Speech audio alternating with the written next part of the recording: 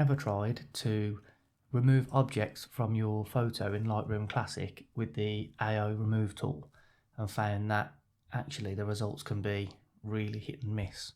Well, stick with me to the end of the video because I'll be going through some handy quick tips and quick hints that I have found really helped me over the last year or so get better results. Welcome to the channel. My name's Adam. I am a photographer here in the UK and I do mainly weddings, events and real estate photography. So without further ado, let's jump into the first tip. Tip number one, and this is going to sound like a little bit of a cop-out, but hear me out, I'll show you what I mean. Can you remove whatever it is at the time so that you don't have to use AI in the first place? I did say it sounded like a cop-out, but bear with me. I'll show you why it caused me some problems. Now, obviously, the gold standard is, if I could remove it at the time, great. I understand that you may be out in nature, shooting landscapes, there's people, you're in a busy city, there's people in your shop. Might not always be possible. And I've got some examples later of where it's definitely not possible for me, so you have to find a workaround. But let me show you this photo of, this is some of my real estate photography, a kid's bedroom, looking fairly tidy for a kid's bedroom, but on the face of it, nothing too wrong, nothing too hairy or scary or anything like that. If I go onto the remove tool and toggle on and off what I removed, you can see there is a big bright green jacket or nightgown or whatever it is, dressing gown, hanging on the handles of the door. Now, 100% I should have noticed that at the time. Don't know why I didn't. So removed it, absolutely fine. Now that's what the wardrobe looks like. The problem that it gave me is when I then shot from this second angle, so I shot the room from the other corner, you can see, if I toggle on and off, I did spot it. Oh shit, let me remove that. Took the photo, not thinking, come home to edit the photos later, and now I've got one photo where I've got a green jacket hanging on the wardrobe. I've got a second photo where I've got just the handles. So because I'd removed it out of the first photo, I've then got to now try and AI remove the door handles and the drawer handles and all of those stickers that are on the wardrobe to try and make them look the same. And that's where the problem lies, because for any of you that have tried to use this software before, you'll know the results aren't always consistent. So it took me a good couple of goes. In the end, I managed to get the door looking, I would say, 95% the same.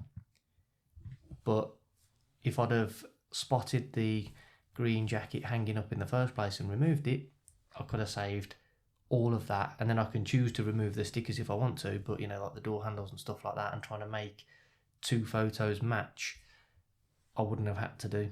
And that's really the biggest downside of this software, is sometimes the results can be so super sketchy that it's hard to predict what it will do. Sometimes it absolutely nails it, other times it will remove a door handle and put a bar of soap in or something like that. So yeah, first tip, a mistake that I've suffered from.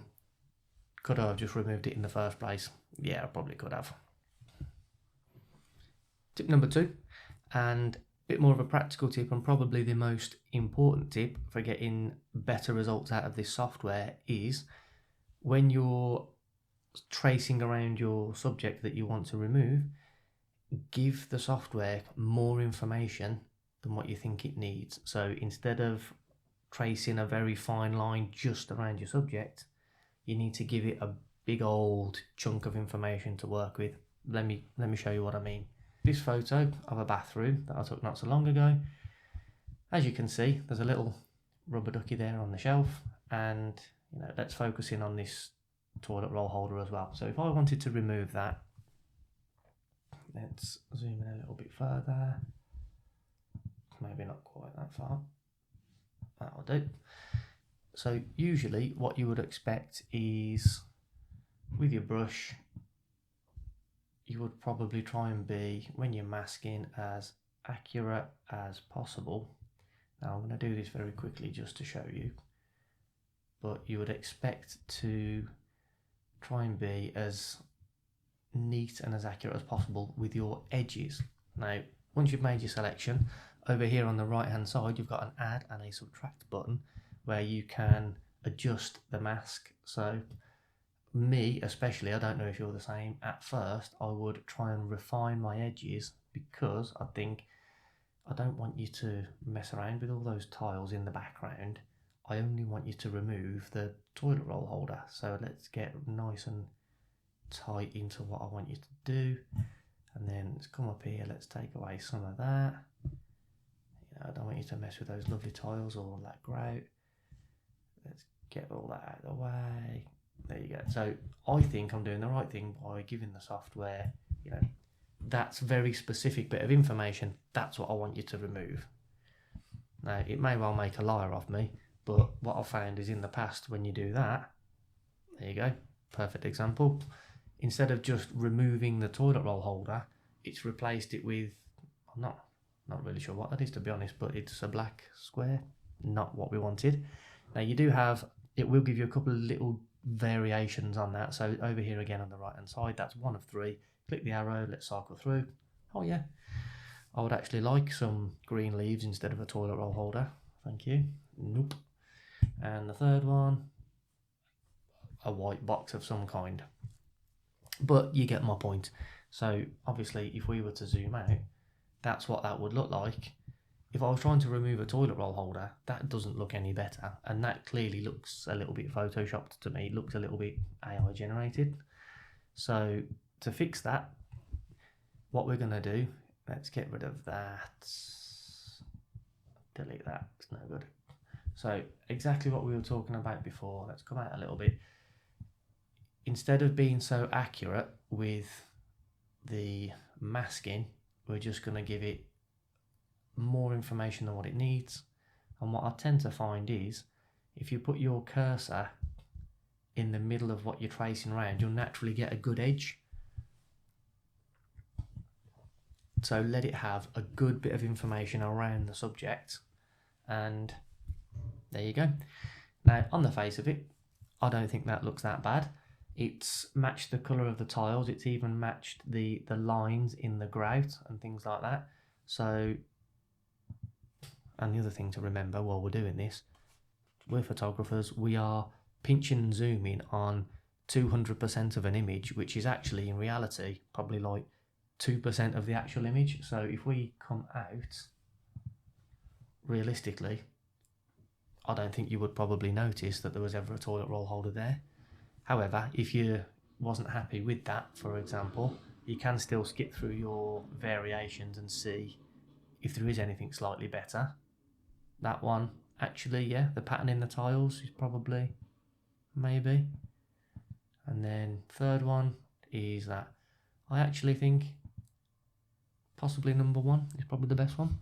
Now, just a word of caution. If you were not happy with the 3 selections, you can click generate here again at the bottom, and that will generate another 3 variations for you to look through.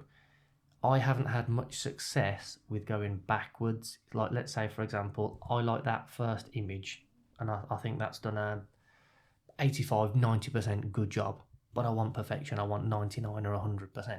So I click generate, and then the next 3 images are all garbage. If I've tried to Command Z and go backwards, it always goes a little bit funny and a bit weird. So I've never, basically, if you're happy enough with one of the first 3, I'd kind of stick to it. Just for another example, let's try again on that little rubber ducky. So if we zoom in, what are we on, 400%? He's a little bit small, isn't he? So if we were to just try and trace around accurately the little bit that we want removed. Now I'm not going to subtract any of the mask like I did before. Let's just leave it as it is and see what it does. It may well make a liar of me and do it right first time now, but we'll see. Oh no, there you go. That looks like a candle that it's replaced it with. Another candle. and I think another candle, I'm not sure, but yeah, either way, not quite what we were going for, so let's get rid of that. Well, actually no, let's click generate. So just to show you what happens, if you click generate, it will keep the same area of mask, it will just try another 3 different variations on what it thinks you want. Nope, nope, nope. Actually, that's not the worst in the world. It hasn't carried the bottle on very well, like the corner of the bottle looks dodgy, but it's at least removed the duck. But I think we can do a bit better, so let's delete that. And let's go back to our original method, which was, we'll give it just a little bit more information than we think it needs. So cursor sticking to the line of what we're tracing around, and then that naturally gives you a little bit of an edge all the way around. And let's see what it does with that. Fingers crossed. There you go. So first one, not too bad. Second, now we're talking. That looks better. Third, that's even better, I would say. So I think I would be more than happy with that. So by giving it that little bit more information, the result we've ended up is, what AI has managed to do is, it's followed the lines of the bottle, the soap bottle, to give it a nice corner, and it's even managed, like you can see on this one as well, consistently, it's found the corner of the label. So I don't think I would be able to tell the difference if I was looking at it, especially an image like that. When we zoom right the way out and you're looking at this picture, I don't think you would instantly look at that and think there used to be something in the way. And let's be honest, even if we zoom in at 100%, I don't think you'd be able to tell that either. It's even kept the names the same and stuff like that. Like it's managed to keep the label fairly consistent, so relatively good job, and I'd be happy with that. Tip number 3 may not be applicable to all, but just something to bear in mind. Be wary of those reflections, because they can catch you out, especially for me, who does a lot of real estate work and interior design kind of photography. Bathrooms are very, very reflective. Toilet sinks are white, shiny porcelain. Bath covers at the side of the bath are plastic and reflective, a lot of mirrors.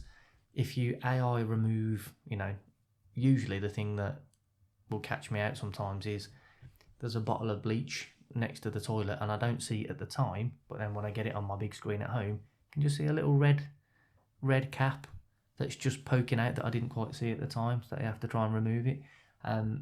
Sometimes, if you don't pay attention, you remove your bottle of bleach or you remove whatever it is you're trying to remove, but the reflection of it is still visible in the surface that was next to it, which again is a dead giveaway that something's been removed. Let me show you what I mean. So another bathroom shot here, and being completely honest, this time the AI has done a good job at removing the reflections, and the reason is because, let me zoom in. There you go. If I toggle on and off, you can see the surface area that I have removed. I included the bottle of bleach, which would have been here. I also included this part in the mask. Now, if I hadn't, let's have a little, there you go. You can see the blue, slight hint of blue, and you can also see the label. You can see the white label with the writing on reflected in the bath panel. So if I'd have just removed just the bleach, you still would have been able to see the reflection in the side. Dead giveaway. Would somebody have really zoomed in that far? You don't know, do you? But the point still stands. If you're going to do it, you want to try and do it right, don't you? You don't want to get caught out with, doing a good job at removing something that shouldn't have been there and then having a dead giveaway at the end, Tip number 4, do it in sections. Now, what I mean by that is, and this is something I've noticed, especially with cabling, wires, whether it's a lamp that's on a desk that's plugged in and you can see the cable sort of trailing, or under desks where you can see extension leads and stuff like that. Anywhere where you've got like long cabling and you have to draw like a long mask, sometimes it doesn't do a very good job with that continuation of that one bit, especially if there's not a lot of contrast. If it's a black cable against a white wall, it'll get it first time every time pretty much. If it's a white cable, for example, like a white extension lead with a white plug against a white wall, sometimes it can struggle a bit and it can throw in some weird artifacts. In that case, the best thing I can say to do is just do it a little bit at a time, and then you get a lot better results rather than trying to chunk it all in one big go. Let me show you what I mean. Now, this is a very, very recent shoot that I did. This is one of the last ones. And again, on the face of it, you probably wouldn't think that there's any AI involvement on that. But this lamp here had a little cable just trailing there, plugged into that plug socket. If we have a little look, oh, there you go. My mistake. It wasn't actually plugged in, which is even worse. It was just trailing along the floor. Now, going back to point number one, could I have just removed it in the first place? Yes, I could have. I actually don't mind the lamp being on the desk. I think it just adds a little bit more to the desk, and it's quite neat and quite tidy the rest of the desk, so I don't mind it being there. But the point is, could I have at least tucked it behind? Yeah, maybe. But if you find yourself with something like that, as you can see, there you go, you can already see I've done it in 2 bits. So just for fun, shall we try and recreate it? Let's have a look. Oh, 400%, probably a bit much. Right then, so if I delete that, there you go. So that's the one part of the cable. And then, oh, it worked. There you go, that's the second part of the cable. So because as a whole, it's like a clear plastic cable against fairly light backgrounds and stuff like that, I think it was having a little bit of a trouble. The other thing to be wary of in this situation, which you've really got to make sure that you pay attention, is the skirting board in the background. So sometimes it will remove the cable perfectly, but it will change the pattern on the skirting board. So it looks like you've got half a skirting board with another skirting board, like half and half, 2 different patterns, or like different grooves. So yeah, you've got to be really, really careful with that stuff. And again, that's another reason where you could probably do it in bits and do just the cable and try and avoid the grooves. A little bit more laborious, but worth it for a better result. So let's delete both of those. There you go. So let's go in a little bit more. So hard bits here, the brown corner, is it going to be able to maintain the edges of the corner? So let's go down and just see if it will do that bit, and then let's remove that, and this will be a good test of that consistency we were talking about earlier. There you go, it wasn't too happy with that. Instead of removing it, it's replaced it with a load of rubbish. Now, that's not too bad on the edge, but look up here, the corner of that lamp, it's gone horrible, and then it's added in a weird artifact here. Not too worried about that, because we could probably remove that again as we go, not AI over the top of AI, but it could work. Then the third one, nope, that's absolutely awful. See if it'll regenerate anything. So it's not perfect, and if, just for the sake of this video, I'm going to move on a little bit, otherwise we could be here all day. But if I was to hand this over to client, I'd keep going until I got a better result. Or sometimes you might have to say, sometimes you can't remove it, and it's just, at the end of the day, it's just a lead in a plug, isn't it? So it's not the end of the world, but we strive for perfection, don't we? Can we remove the rest of this? Well, let's try and do it in one big chunk.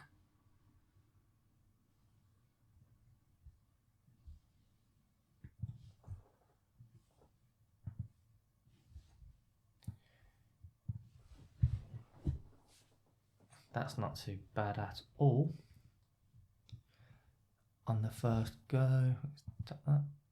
There you go. So what we were saying from before was, don't forget, we're trying to heal like 1% of the picture, and actually zoomed out, you probably wouldn't even notice, mainly because the main thing that would throw you off, those lines on the skirting board, it's actually done okay with. Just to illustrate, you get the point. Sometimes it struggles with certain things and you have to try and do it in little bits. Get one little bit right, move on to the next, get one little bit right, move on to the next. And the last tip, or less of a tip, just more something to bear in mind when you're trying to remove stuff out of your photos, is it will naturally be better at removing some things than others, because what you've got to think about is when it tries to remove something from your photo, it's got to fill in the background with something. And if it's like a brick wall or a tiled wall, I've found it naturally does better at those sort of things because there's a repeatable pattern in the bricks and in the tiles, so it's got some information to kind of use.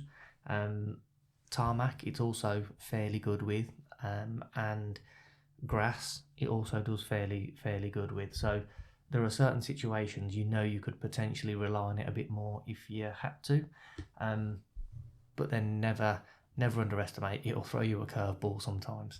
Have a look at this and I'll show you what I mean.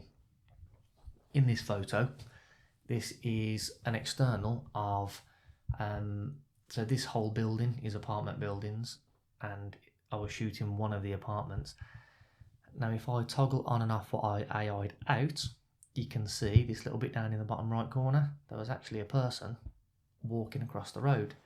Now I personally think it's done a really good job first time here at removing him. The tarmac looks pretty much identical in colour, and it's even added in road markings, not just standard road markings, but they're faded and worn like the other road markings. So it's been able to match the colour because there's enough tarmac in the shot that it can kind of match the colour, so it's got some information to use. But there's also that pattern of the road marking that's repeating all the way across there. It was able to kind of use that and continue the line, and even if you zoom in, I mean, I've got to be honest, now that you zoomed in you can see roughly the area that I'd carved out, but once you're here, I don't think anybody would be able to tell the difference, which is exactly what we're going for. Another example of that is another external shot with the drone. Originally there was a car parked here, my old car. I should have known better not to park my car right in the corner. And now that I've told you, you might be able to notice that this little bit of tarmac here is maybe slightly less textured, and the curb, I don't know maybe if you'd notice the curb, but when I put the car in, there you go, if you look at the size of the car and how much of the curb and the tarmac it was blocking, I actually don't think it's done too bad a job there matching the colour and matching the line of the curb, and it's even put like the lines in the curbs for the curbstones and stuff like that. Again, my belief on that, and it's purely anecdotal and based on my experience, but because there is the curb that's running all the way down that side, there's a repeatable pattern with the curbstones, and there's enough colour on the road and enough tarmac on the path that it can kind of colour match and do the rest. So if you've got enough to work with and you give it enough of a chance, and also you give it enough of an area to work with when you're masking it out, you can usually get pretty good results. The last thing I wanted to share with you is one of my photos that it was probably my most challenging photo in terms of having to remove lots of stuff out of an image using all of the techniques that we talked about in this video. And you may or may not have already seen it, I haven't decided yet, it may well be the thumbnail for this video. Let's have a look and I'll show you what I mean. This here, now if you have a look on the left hand side, that's the finished image, on the right hand side, if I toggle on and off, there you go. So on the right hand side, you can see big massive yellow skip on the garden, some leftover Halloween decoration hanging from the window, and a couple of cars over here on the drive. There you go. So when I let go of that, you can see how much kind of work I've had to do over this way. The reason that the cars are still there, if I remember rightly, I think I exported this once, came back, and then also had to remove the cars again on the second photo. But anyway, if you jump over here on the left, you can see, is this perfect? Absolutely not. Is it better than what we started with? Definitely. And the clients were happy just to not have a big yellow skip in the way. So let's go through it bit by bit. Firstly, the bit hanging from the windows, the Halloween decoration. I don't think that's done too bad a job replicating the tiles and the windows and the window ledge. I think it's done a fairly good job there. Next bit, down, obviously the elephant in the room, the big yellow skip. That took quite a lot. So a bit of AI removing on the skip, but then also a little bit of clone stamping of the grass just to try and help it along, because removing a big yellow skip and replacing it with what it thinks I wanted underneath was a bit of a task for it, so it needed a little bit of help. Also a little bit of clone stamping on the bush because it didn't quite get that bit right, but overall not too bad a job. You can still see like somewhere here a little bit, I think, there you go, yeah, where it's had to redo the bricks and kind of around on the drive there. Not perfect, but unless you're really pixel peeping and zooming in at 400%, you're probably not going to see it. Next thing to have a look at, as you can see over here, there's 2 cars now missing. So these 2 here, if we zoom in, has it done a perfect job? No. Would most people probably notice? Probably not. Like, look at the slabs that it's put down on the driveway, that it's generated on its own. It's put cracks in the slabs, it's put weeds there and stuff like that. Pretty good job with that. Things that where it lets itself down, that little weed there on the garage door probably doesn't look the best. And the mat, now you could probably keep going over that and AI in it until you got a better doormat, but again, most people probably aren't going to look that hard. And that, again, so I haven't tried, but you could probably try and go over that again, see if you could get rid of the plants. You know, the drain pipe looks a bit rough there, and like some of the plastic work there doesn't look as good. But again, compared to what we started with, it's not too bad of an external shot. And the house that was for sale is the middle one, so you're probably not zooming into 1% of this photo over here to have a look at that. You're probably focusing more on the middle one. And that will be it from me, guys. Thank you for sticking around to the end. Hopefully you found that useful and informative. If you did, drop me a subscribe. It really does make a difference, and then you get to see more when I post new videos. Until the next one, catch you later.